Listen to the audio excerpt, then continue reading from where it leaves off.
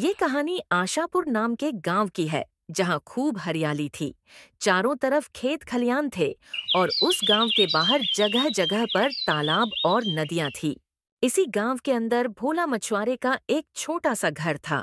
उस दिन सुबह सवेरे भोला अपने मच्छी मारने वाले बंसी को लेकर तालाब की ओर जा रहा था।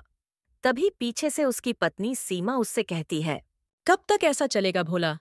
हर रोज सुबह कुछ आस लेकर जाते हो और शाम को निराश होकर आते हो। क्या तुम्हें नहीं दिखता कि पूरे गांव में सबसे बुरी हालत हमारी है?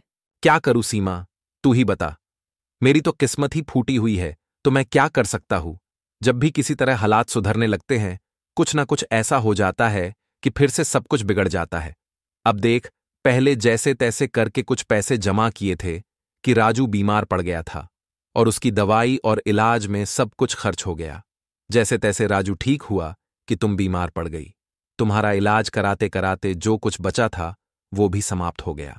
यहाँ भोला और सीमा आपस में बात कर ही रहे थे कि तभी उनका लड़का राजू वहां पहुंच जाता है और वो सीमा के करीब पहुंचकर सीमा से कहता है। माँ, मेरा कई दिनों से अच्छा खाना खाने की इच्छा हो रही है। हमारे घर में दूसरों की तरह पकवान क्यों नहीं बनते हैं? अपने बेटे से ये बात सुनकर भोला की आंखें नम हो जाती हैं। तू चिंता मत कर बेटा, हमारे दिन भी जरूर बदलेंगे। एक वक्त आएगा जब हमारे घर में दूसरों से भी अच्छे पकवान बनेंगे। फिर तेरा दिल जो कहेगा हम वहीं खाएंगे। पर पिताजी, एक बात बोलूं, मेरे मित्र के घर जब अलग अलग पकवानों की खुशबू आती है तो मैं तो उसके घर खींचा चला जाता हूँ। एक दिन तो मैं चला भी गया था, परंतु मुझे देखकर उसके बड़ी माँ ने मुझे वहां से भगा दिया और कहा कि घर के भीतर मत आया कर, जो भी कहना है घर के बाहर रहकर ही कहा कर। तो उनकी ऐसी बातें सुनकर मुझे बहुत बुरा लगा। अपने बेटे राजू की ऐसी बातें सुनकर सीमा रोने लगती है। उसका दिल जैसे किसी ने मसल कर रख दिया हो। अपने परिवार की ऐसी दशा देखकर भोला कुछ न कह सका। उसने चुपचाप अपने बंसी को उठाया और तालाब की ओर चल पड़ा। भोला जिस तालाब पर मच्छी पकड़ने जाता था वो थोड़ा गांव से बाहर था।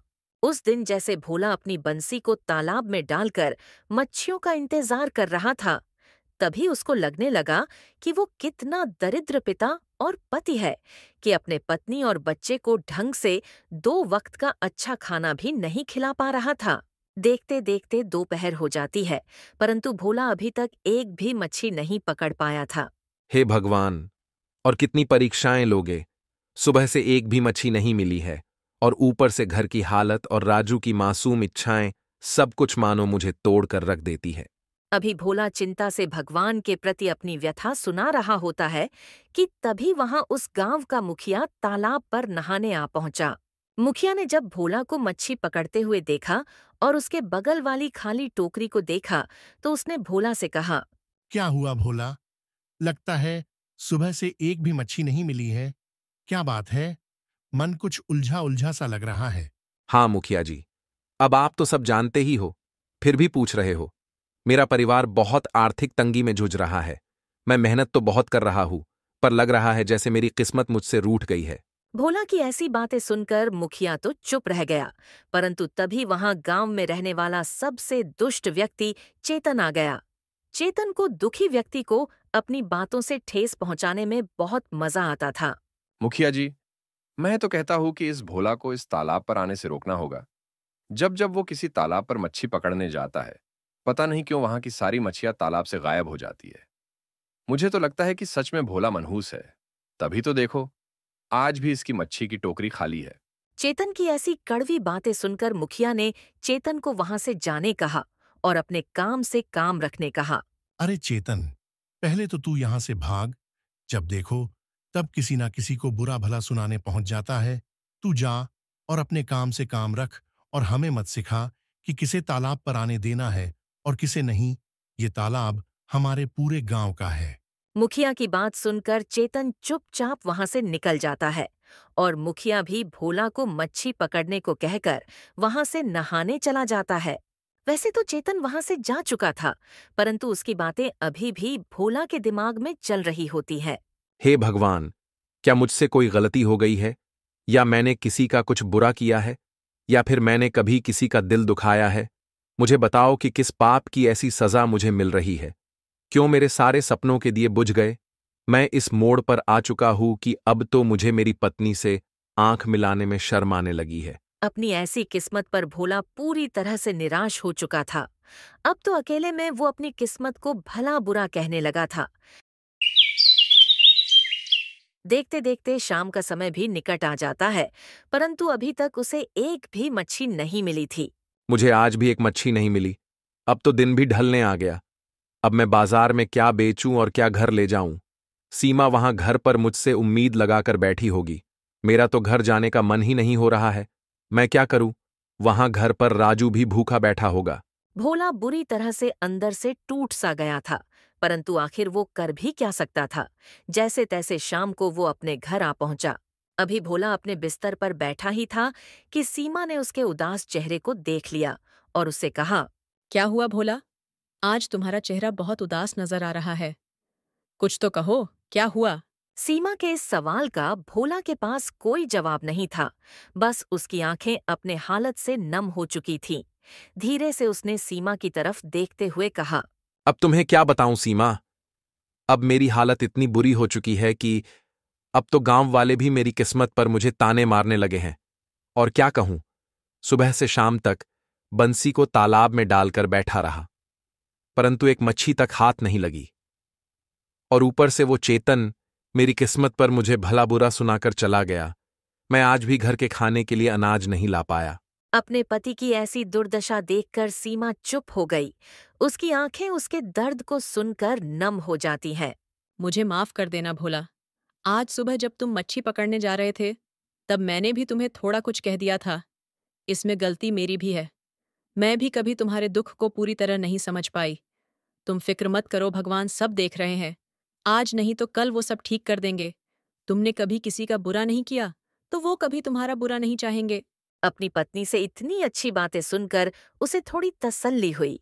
फिर क्या था, कुछ समय बाद वो चुपचाप बिना कुछ खाए अपने चारपाई पर लेट गया।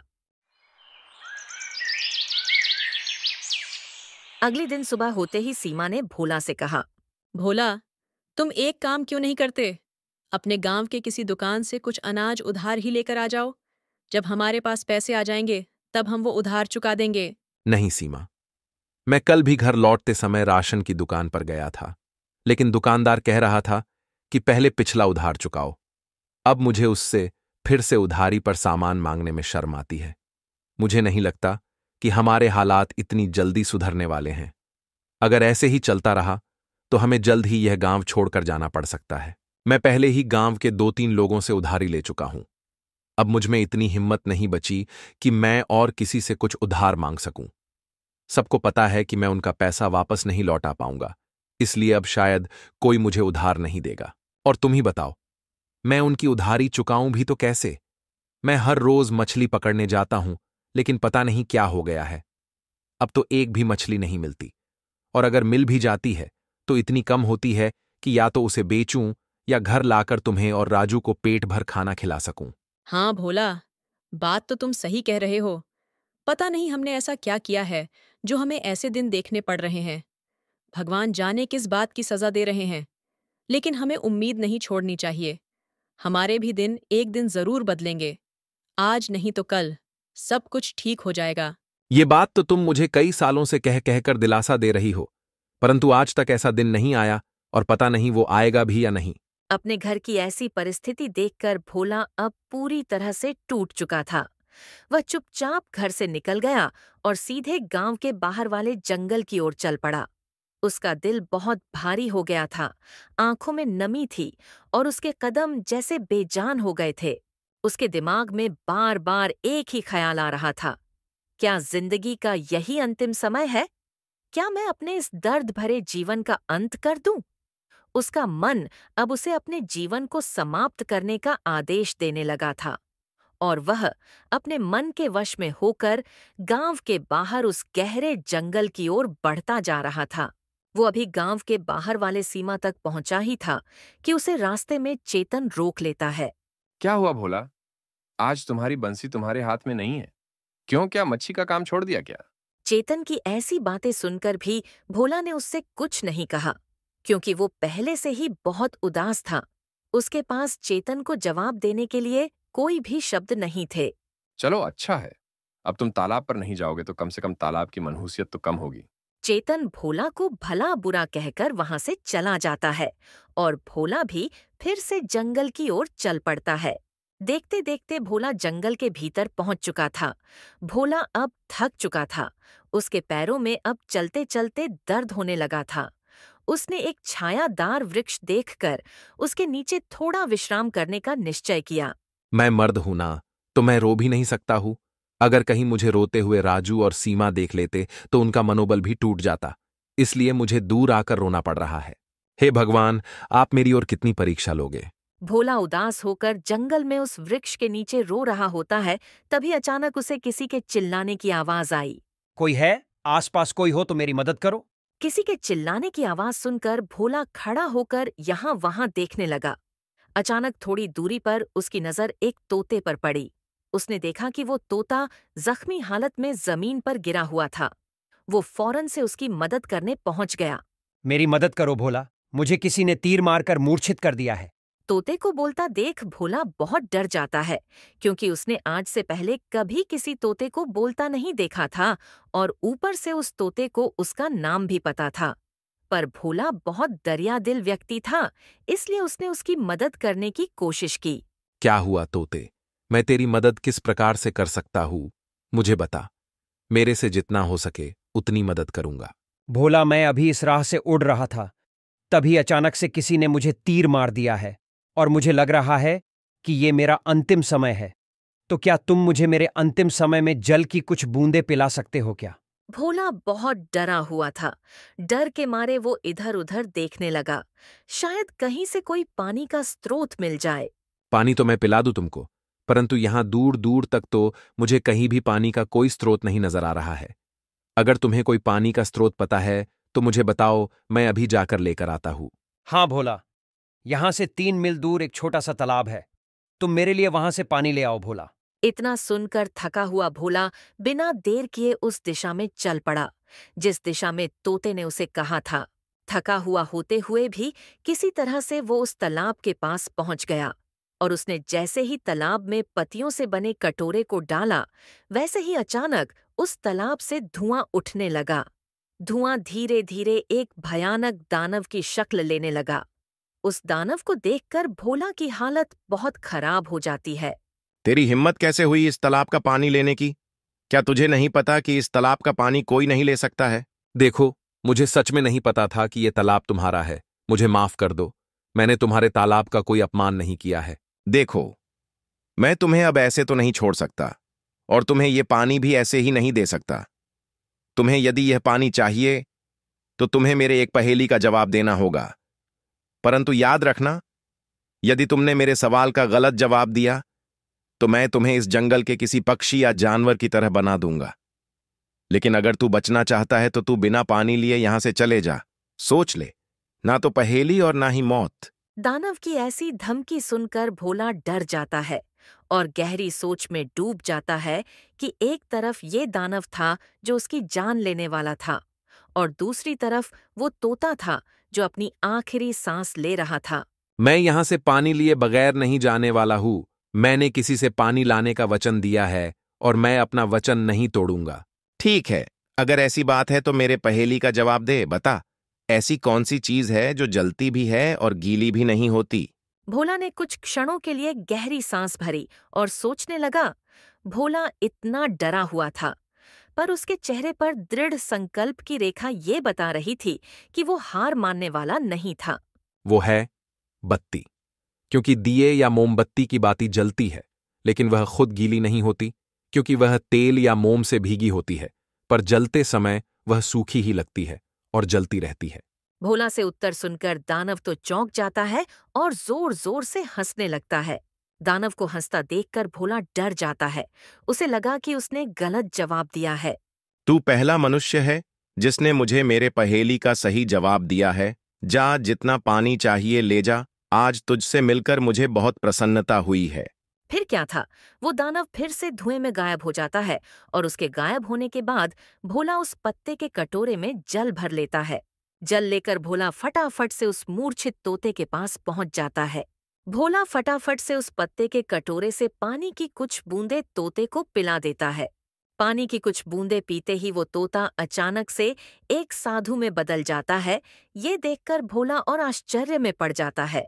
साधु बाबा उठकर बैठ जाते हैं और भोला से कहते हैं, भोला बेटा डरो मत, तुमने जो देखा सब सत्य देखा है।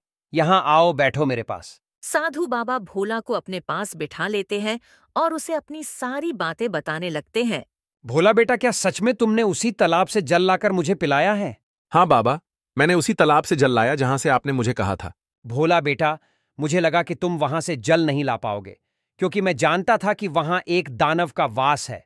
जब भी कोई मनुष्य उस तालाब के पास जाता था तो वो दानव उसे अपने पहेली के जाल में फंसाकर तरह तरह के जानवर और पक्षी बना देता है। मैं उसी दानव को समाप्त करने आया था, परंतु उसने मुझे भी अपने जाल में फंसा लिया और उसने मुझे तोते में बदल दिया। पर तुमने मुझे उस तालाब का पानी पिलाकर उसके जादू से मुक्त कर दिया। इतना कहकर साधु बाबा आंखें बंद करके कोई मंत्र पढ़ने लगे और उसके कुछ देर में वहां एक हरे रंग का चमकदार तोता वहां प्रकट हो गया। बेटा, तूने मेरी जान बचाकर मेरी मदद की है, इसलिए मैं तुझे ये तोता भेंट देना चाहता हूँ। बाबा, इतना तो मैं जानता हूं कि आप बहुत बड़े चमत्कारी साधु हैं, परंतु मैं इस तोते का क्या करूंगा? बेटा, मैं जानता हूं कि तेरा एक बेटा है, तो इसे तू अपने साथ घर ले जा और अपने बच्चे की तरह पाल। देखना, एक दिन ऐसा आएगा कि ये तोता तेरी किस्मत बदल देगा। मैं ये भी जानता हूं कि तू इस वक्त अपने फूटी किस्मत से परेशान है, वरना मुझे तेरे अंदर कोई बुराई नजर नहीं आ रही है। तू मेहनती मछुआरा है और तेरे मन में किसी प्रकार का लालच नहीं है, और तूने मेरी मदद करके ये भी साबित कर दिया कि तू निडर के साथ साथ लोगों की मदद करने में भी आगे है। इतना कहकर साधु वहां से चले गए और भोला भी उस तोते को अपने ऊपर बिठाकर अपने घर की ओर चल पड़ा। साधु बाबा की बातों से भोला के अंदर एक नई उम्मीद जाग गई थी। वो तोते को अपने साथ अपने घर ले आया। तोते को देखकर सीमा चौंक जाती है और भोला से पूछती है, अरे तुम ये तोता कहाँ से ले आए? सीमा से ये सवाल सुनकर भोला उसे पूरी कहानी सुना देता है। तुम तो जानते हो कि हमारे घर ऐसे ही खाने की कमी है। उस पर से साधु बाबा ने तुमको ये तोता पकड़ा दिया। यदि उन्हें तुम्हें कुछ देना ही था तो उन्हें तुम्हें धन देना चाहिए था, तो कम से कम हमारी आर्थिक हालत तो सुधर जाती।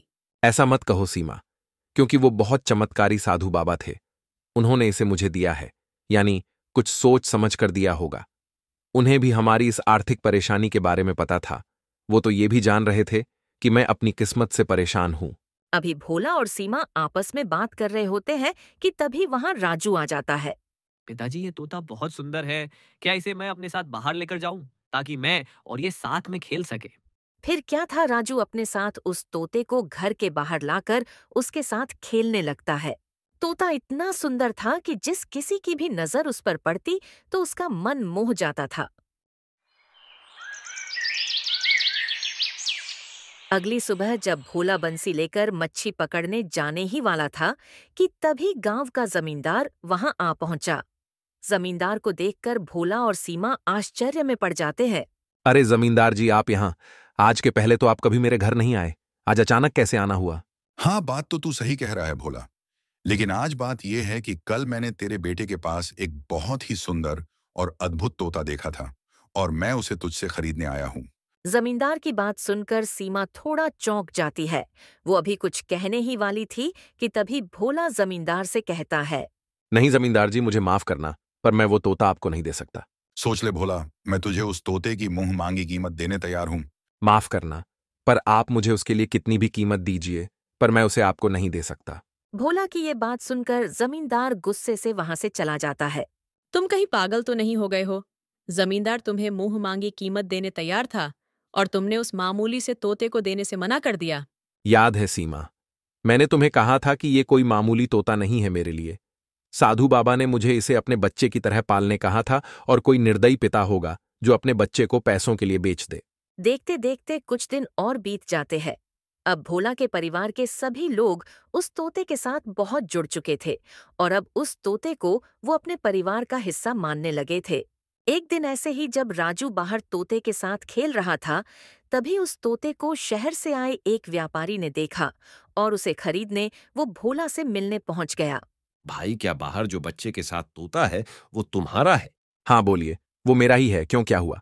मैं तुम्हें मुंह मांगी कीमत देने तैयार हूं, बस मुझे वो तोता दे दो। उस तोते को मैंने जब से देखा है, मेरे होश से वो जाने को तैयार ही नहीं है। मुझे माफ करना, पर उस तोते की कोई कीमत नहीं है। वो मेरा बच्चा है और मेरे परिवार का एक हिस्सा है। मैं उसे नहीं बेचूंगा। देखो भाई, मैं तुम्हें इस गांव का सबसे अमीर आदमी बना दूंगा। मैं तुम्हें इतना पैसा दूंगा कि तुम गिनते गिनते थक जाओगे। बस मुझे वो तोता दे दो। नहीं, मुझे माफ कर दीजिए। मुझे अमीर बनने का कोई मोह नहीं है। मुझे नहीं चाहिए पैसा। आप अपना रुपया पैसा अपने पास रखिए और मैं अपना तोता अपने पास रखूंगा, और मुझे माफ करना। भोला की बात सुनकर व्यापारी वहां से चला जाता है, पर इस बार सीमा बहुत गुस्सा हो जाती है। मुझे माफ करना भोला, पर इस बार तुमने बहुत बड़ी गलती की है, क्योंकि व्यापारी हमें इस तोते के लिए बहुत कुछ देने तैयार था। उस पैसे से हम ऐसे और 100 तोते खरीद लेते। मैं मानती हूँ कि ये अब हमारे परिवार का हिस्सा है, पर हमें अपने बेटे के जीवन के बारे में भी तो सोचना होगा ना। सीमा ना जाने क्यों मुझे इस तोते से कुछ खास प्रकार का लगाव हो चुका है, और साधु बाबा ने कहा था कि इसे अपने बच्चे की तरह पालना, और मैं इसे अब कभी अपने से अलग नहीं कर पाऊंगा। सीमा भोला की बात सुनकर चुप हो गई और नम आंखों से भोला को देखती रह गई। अब धीरे धीरे भोला उसे अपने साथ मच्छी पकड़ने भी ले जाने लगा। यहाँ भोला अपने तोते के साथ खुशहाल जीवन बिता रहा था। वहीं राजमहल में दुख का समय चल रहा था। राजा हरिश्चंद्र अपनी पत्नी की चिंता में डूबे हुए थे। उन्होंने महारानी का इलाज करवाने के लिए देश के बड़े बड़े वैद्यों को बुलाया था, लेकिन फिर भी महारानी की तबीयत में कोई सुधार नहीं हो रहा था। मंत्री, मैंने अब तक हर वैद्य को दिखा लिया, लेकिन रानी की तबीयत ठीक होने का नाम ही नहीं ले रही। अब आप ही कोई उपाय बताइए। महाराज, आपने सच में हर संभव प्रयास कर लिया, लेकिन अब तक कोई लाभ नहीं हुआ है। मुझे लगता है कि महारानी को कोई विचित्र और दुर्लभ बीमारी हो गई है, और मेरे अनुमान से इस बीमारी का इलाज केवल और केवल गुरु बाबा कर सकते हैं। अगर ऐसा है तो मंत्री, आप तुरंत जाइए और गुरु बाबा को जल्द से जल्द लेकर आइए। मंत्री तुरंत गुरु बाबा को लेकर राजमहल पहुंच जाते हैं। गुरु बाबा के पहुंचते ही राजा उन्हें सारी बात बता देते हैं। देखिए महाराज, मेरे अनुसार आपकी पत्नी को केवल और केवल सुधांशु नामक फूल ही बचा सकता है, लेकिन उसे प्राप्त करना थोड़ा कठिन है। आप बस मुझे बताइए कि मैं सुधांशु फूल को कैसे प्राप्त कर सकता हूँ। मुझे चाहे कुछ भी करना पड़े, मैं वह फूल लाकर ही रहूंगा। सुधांशु फूल को प्राप्त करने के लिए आपको 2 चीजों की आवश्यकता होगी। पहली, मायावी तोते के आंसू की 1 बूंद, और दूसरी, सच्चे हृदय वाले व्यक्ति के आंसू की 1 बूंद। इन दोनों को मिलाकर आपको एक कमल के फूल में डालना होगा। तब जाकर वह साधारण कमल का फूल सुधांशु फूल बन जाएगा। बस वही फूल आपकी महारानी की जान बचा सकता है। गुरुजी, आपने यह तो बता दिया कि क्या करना है। अब कृपया यह भी बताइए कि वह मायावी तोता मुझे कहाँ मिलेगा, और उस सच्चे हृदय वाले व्यक्ति को मैं किसी भी तरह से खोज लाऊंगा। बस मेरी पत्नी को बचा लीजिए। महाराज, किंतु ध्यान रहे, यदि आपने उन्हें पीड़ा देकर आंसू प्राप्त करने की कोशिश की, तो वे आंसू निष्फल हो जाएंगे। सुधांशु फूल केवल वही आंसू स्वीकार करेगा जो मन की गहराइयों से, निर्मल हृदय से, स्वाभाविक रूप से निकले हों। गुरुजी, कृपया मुझे यह भी बताइए कि वह मायावी तोता और सच्चे हृदय वाला व्यक्ति मुझे कहाँ मिल सकते हैं। हाँ महाराज, सौभाग्य से राजमंत्री ने मुझे सब कुछ पहले ही विस्तार से बता दिया था। इसलिए मैं आने से पूर्व ही साधना करके यह जान गया था कि मायावी तोता और वह सच्चे हृदय वाला व्यक्ति कहाँ मिलेंगे। वह मायावी तोता आपको आशापुर गांव के एक मछुआरे के पास मिल जाएगा, और जहां तक मेरी अनुभूति कहती है, वही मछुआरा सच्चे हृदय वाला व्यक्ति भी हो सकता है। गुरुजी की बात का आदर करके राजा अकेले ही आशापुर गांव में पहुंच जाता है, और जाते ही सबसे पहले वो गांव के मुखिया के घर पहुंचता है। राजा को देख मुखिया आश्चर्य में पड़ जाता है और राजा से कहता है, अरे महाराज, आपने यहाँ आने का कष्ट क्यों लिया? आप संदेशा भिजवा देते, मैं खुद आ जाता। नहीं मुखिया, मेरा आना बहुत जरूरी था। मैं इस गांव में रहने वाले एक मछुआरे की तलाश कर रहा हूँ, जिसके पास एक मायावी तोता है। हाँ महाराज, हमारे गांव में एक मछुआरा रहता तो है, भोला नाम है उसका, और उसके पास एक तोता भी है, पर वो मायावी है। यह पता नहीं। आगे कुछ बिना पूछे राजा मुखिया को लेकर भोला के घर की ओर चल पड़ता है। राजा जब भोला के घर पहुंचा तो भोला थोड़ा डर जाता है, क्योंकि आज के पहले राजा से उसका आमना सामना कभी नहीं हुआ था। क्यों भोला, तुम्हारे पास कोई तोता है? और क्या वो मायावी भी है? प्रणाम महाराज, प्रणाम। हाँ महाराज, मेरे पास एक तोता तो है, परंतु मुझे नहीं पता कि वो मायावी तोता है या साधारण। मेरे लिए तो वो मेरे बच्चे जैसा है। क्या मैं पूछ सकता हूँ कि वो तोता तुम्हें कहाँ से मिला है? मुझे ये तोता एक साधु बाबा ने भेंट किया था महाराज। समझ गया, उस साधु ने तुम्हें मायावी तोता दिया है। चलो, मैं उसे खरीदना चाहता हूँ। क्षमा कीजिए महाराज, पर मैं इसे बेचना नहीं चाहता और बेच भी नहीं सकता। महाराज, ये इतना ही मूर्ख है। आपसे पहले भी गांव का सबसे बड़ा जमींदार और शहर से आए एक व्यापारी ने उसे खरीदना चाहा था, परंतु इसने उन्हें भी बेचने से मना कर दिया था, और अब आपको भी ये मना कर रहा है। देखो भोला, मुझे इस मायावी तोते की बहुत जरूरत है। अगर तुम चाहते हो तो मैं तुम्हें इसकी मुंह मांगी कीमत देने तैयार हूं। मुझे माफ कर दीजिए महाराज, पर मैं मेरे तोते को आपको नहीं बेच सकता। अगर तुम चाहो तो मैं तुम्हें उस तोते के बदले अपना आधा राज्य सौंपने तैयार हूं। बस मुझे वो तोता दे दो। नहीं महाराज, अगर आप अपना पूरा राज्य भी मुझे दे दें तो भी मैं अपने बच्चे को आपको नहीं दूंगा। मुझे माफ कर दीजिए। देख लो भोला, मैं अभी तुमसे प्यार से मांग रहा हूं। अगर तुम्हें अपनी जिद नहीं छोड़ी तो मेरे सिपाही तुमसे उस तोते को जबरदस्ती ले जाएंगे। राजा वहां से गुस्से में लौट जाता है और अपने सिपाहियों को भेजकर भोला और उसके तोते को राजमहल में बुलवा लेता है। देखो भोला, अब तुम्हारे पास बस एक ही उपाय बचा है। या तो तुम अपने तोते को मुझे सौंप दो, या फिर मैं तुम्हें आजीवन कारागार में डलवा दूंगा। फिर ना तो तुम अपने परिवार से मिल पाओगे और ना ही अपने तोते से। भोला राजा की बात से डर गया और उसने राजा से कहा, महाराज, मैं जानता हूं कि आप जो निर्णय लेते हैं उस पर अधिक रहते हैं। बस मेरी आपसे एक ही विनती है कि मुझे मेरे बच्चे से बस एक बार मिला दीजिए, फिर मैं यहां से चुपचाप चला जाऊंगा। ठीक है भोला, रुक, मैं अभी तेरे तोते को बुलवा देता हूँ। राजा ने मंत्री को कहकर भोला के तोते को बुलवा लिया, पर जब भोला उसे अपने ऊपर एक आखिरी बार बैठाता है, वैसे ही दोनों के आंखों से आंसू बहने लगते हैं और उनके आंसुओं को बहते देख राजा तुरंत एक कटोरी में दोनों के आंसुओं को रोक लेता है। राजा को पता था कि भोला यदि सच्चे हृदय वाला होगा तो वो कुछ भी देने पर अपने तोते को उसे नहीं देगा, इसलिए उसने ये सब खेल रचा था।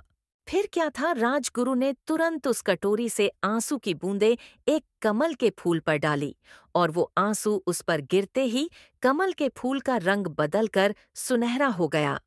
फिर महाराज ने उस सुधांशु फूल को जल्दी से जाकर अपने पत्नी के शरीर से स्पर्श करा दिया और फूल के स्पर्श होते ही महारानी भी जाग गई। महाराज ने भोला का सच्चा हृदय देखकर उसे उसका तोता भी लौटा दिया और साथ साथ में अपने खजाने से एक भाग खजाना भी भरकर दे दिया।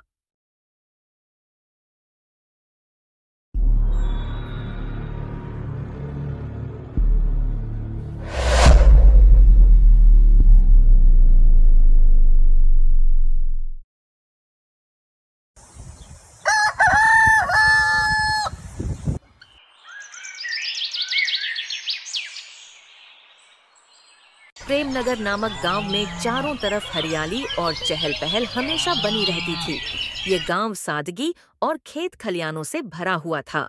इस गांव में गोपाल नाम का एक गरीब व्यक्ति रहता था। गोपाल के परिवार में उसकी पत्नी सुमन और एक 5 साल का बेटा था। गोपाल के पास अपनी कोई खेती नहीं थी, इसलिए वह दूसरों के खेतों में मेहनत मजदूरी करके अपने घर का गुजारा चलाता था। वह दिन रात मेहनत करता, लेकिन इतनी मेहनत के बाद भी गोपाल 2 वक्त की रोटी जुटाने में मुश्किल महसूस करता था। यह उस समय की बात है जब गांव में लोग अपने अपने घरों में बैठे घरेलू कामों और आपसी बातचीत में व्यस्त थे, जबकि गोपाल के घर में खाने के लिए कुछ भी नहीं था। गोपाल भी परेशान हो चुका था, क्योंकि वो खुद तो भूखा रह लेता था, पर उससे अपने परिवार की भूख नहीं देखी जा रही थी। सुमन, ऐसा क्यों है कि मेरी इतनी मेहनत करने के बाद भी मैं अपने बेटे को 2 वक्त का खाना और अच्छे कपड़े नहीं दे पाता हूं, और ना ही तुम दोनों को एक अच्छी जिंदगी दे पा रहा हूं। मैं तो अपने घर में 2 वक्त की रोटी भी अच्छे से नहीं जुटा पा रहा हूं। मुझे समझ नहीं आ रहा कि क्या करूं। ऐसा लगता है कि हमारी जिंदगी इसी तरह गुजरती रहेगी। अजी, आप ऐसी बातें क्यों कर रहे हैं? हमारे पास जो भी है, मैं उसमें खुश हूं। और सुनिए, जल्द ही हमारे साथ कुछ अच्छा जरूर होगा। हमें भगवान पर भरोसा रखना चाहिए, ऊपर वाला सब देख रहा है।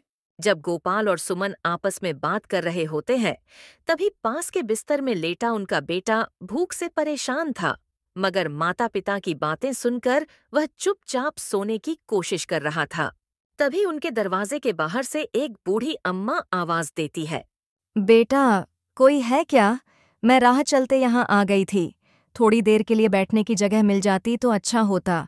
इतनी रात में किसी को घर के बाहर से आवाज देते सुनकर गोपाल आश्चर्य में पड़ जाता है। इतनी रात में कौन हो सकता है?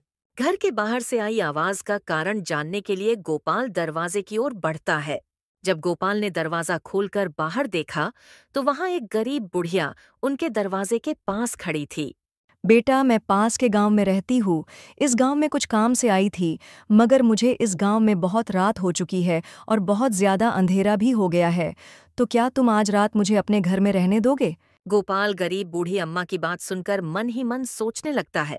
मेरे पास तो मेरे इस टूटी झोपड़ी में मात्र एक ही कमरा है, तो फिर मैं बूढ़ी अम्मा को कहाँ रखूंगा? कुछ देर सोचने के बाद गोपाल ने बूढ़ी अम्मा से कहा। अम्मा, मैं एक बहुत ही गरीब आदमी हूं। मेरे पास इस टूटी हुई झोपड़ी में मात्र एक ही कमरा है और उस कमरे में मैं अपने पूरे परिवार के साथ रहता हूं। अगर आपका मन हो तो आप हमारे साथ रात भर के लिए इस कमरे में रह सकती हैं। हाँ बेटा, मुझे कोई दिक्कत नहीं है। बस मुझे रात भर के लिए आसरा चाहिए। सुबह होते ही मैं अपने गांव की तरफ चल पड़ूंगी। बूढ़ी अम्मा जब गोपाल के घर के अंदर आई तो उसने अपने थैले को बिस्तर के एक कोने में रख दिया और सोनू से कहा। अरे बेटा, तुम अभी तक जाग रहे हो? क्या हुआ, तुम्हें भूख लगी है क्या? आओ देखो बेटा, मैं तुम्हारे लिए क्या लाई हूँ। बूढ़ी अम्मा ने अपने थैले से थोड़े फल निकाले और गोपाल के बेटे को दे दिए। बेटा, यह मेरी तरफ से तुम्हारे लिए एक छोटा सा तोहफा है। आराम से खाओ और सो जाओ। अब काफी रात हो चुकी थी। सभी लोगों ने बूढ़ी अम्मा के लाए फलों को खाया और अपने अपने स्थान पर सो गए।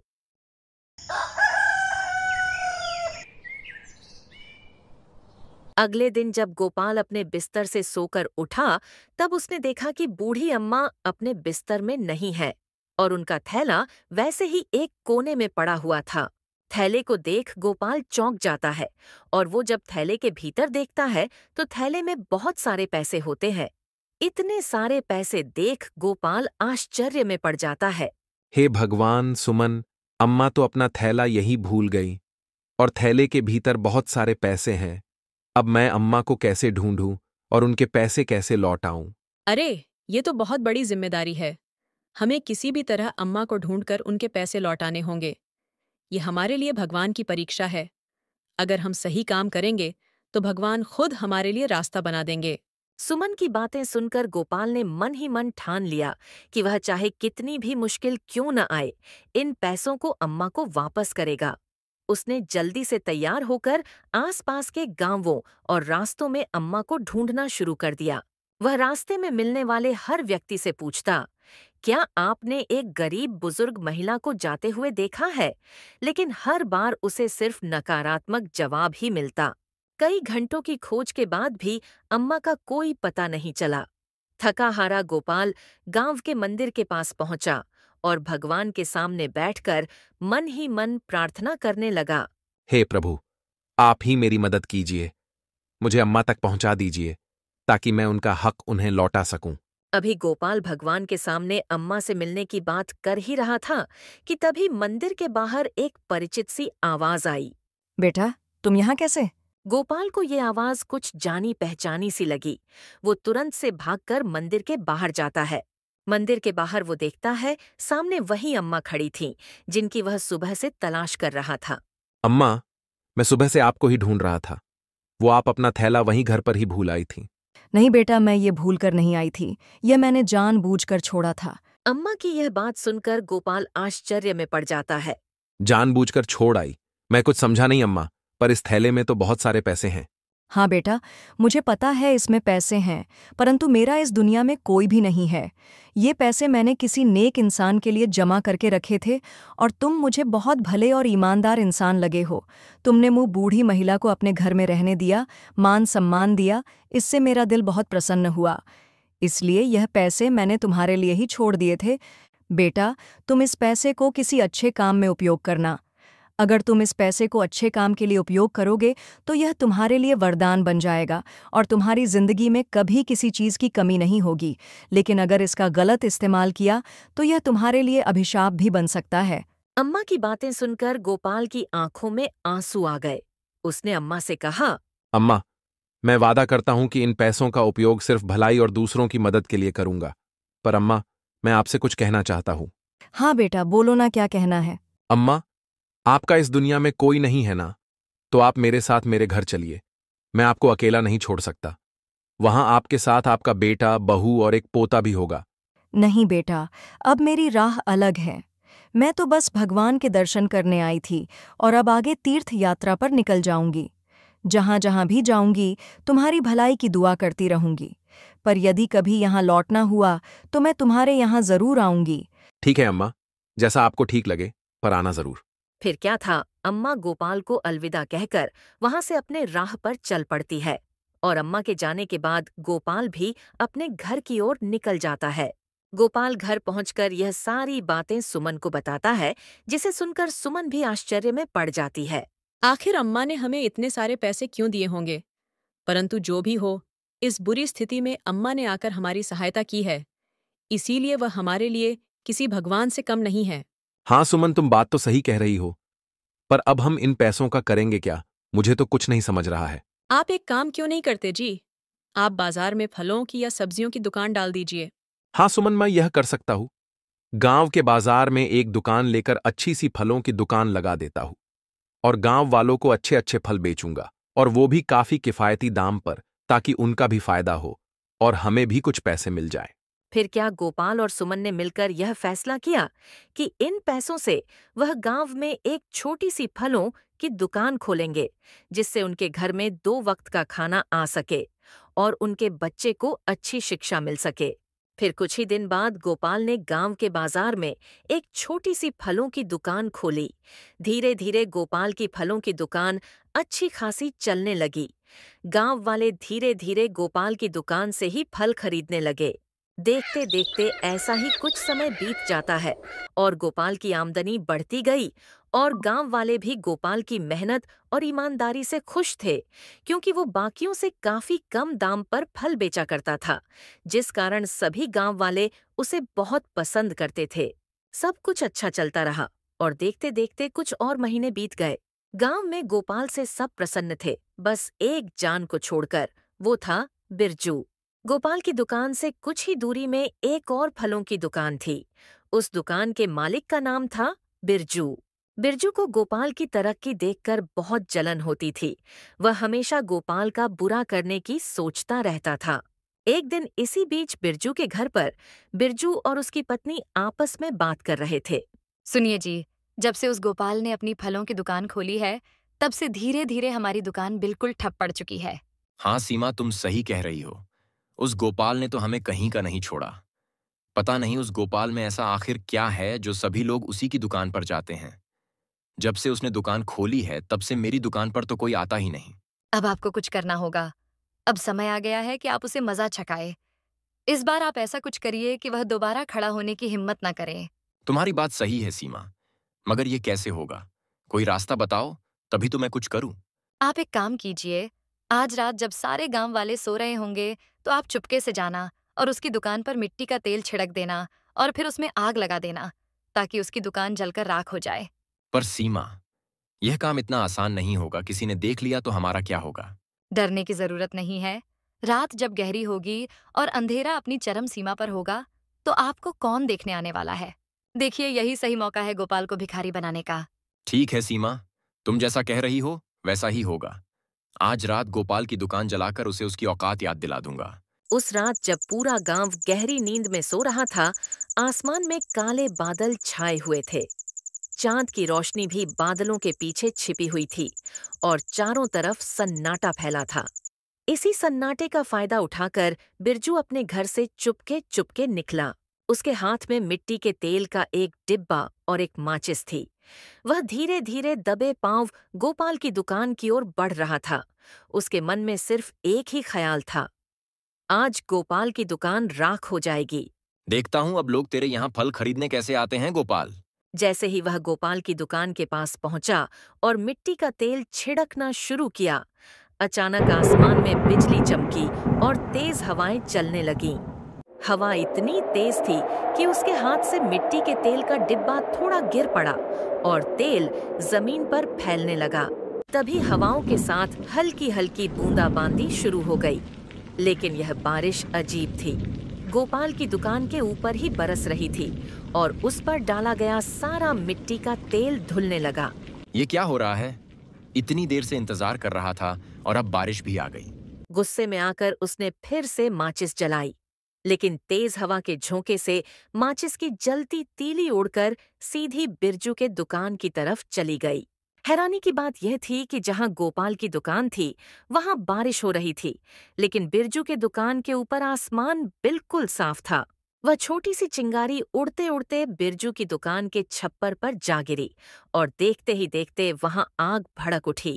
अपनी दुकान को जलते देख बिरजू अपनी दुकान की तरफ दौड़ा। अरे ये कैसे हो गया? बिरजू घबरा गया, लेकिन आग इतनी तेज थी कि वह कुछ कर नहीं पाया। धीरे धीरे उसकी पूरी दुकान जलकर राख हो गई। दूसरी तरफ गोपाल की दुकान बारिश से भीगी हुई सुरक्षित खड़ी थी, मानो भगवान खुद उसकी रक्षा कर रहे हों।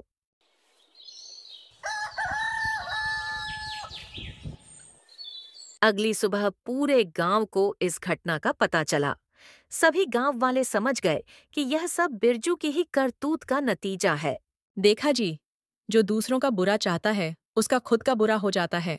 हाँ सुमन, यही भगवान का न्याय है। मेहनत करने वालों की हमेशा रक्षा होती है और छल कपट करने वाले का अंत बुरा ही होता है। और इस घटना के बाद बिरजू ने कभी किसी के साथ बुरा करने का विचार नहीं किया। गोपाल अपनी मेहनत और ईमानदारी से गांव में और भी तरक्की करता गया।